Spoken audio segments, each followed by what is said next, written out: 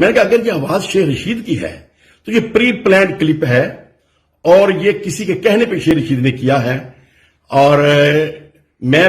اگر یہ آواز شیخ رشید کی ہے تو پھر میں یہ قرآن پاک پہ ہاتھ رکھ کے کہہ سکتا ہوں کہ خان صاحب جیسے میں نے آپ کو بہت عرصہ پہلے بتا دیا کہ علیم خان آپ کے ساتھ نہیں ہے، 2 نمبر آدمی ہے آپ کے لیے،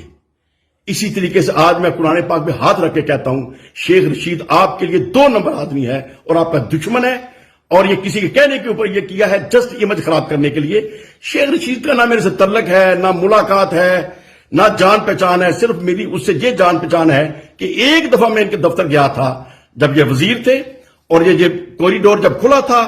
سکھوں کے لیے، تو میں نے کہا جی ادھر پرلی طرف ہمارے بزرگ ہیں مکان شریف، تو وہ بھی چونکہ بارڈر کے بالکل قریب ہے تو وہ کوریڈور بھی کھول دیں۔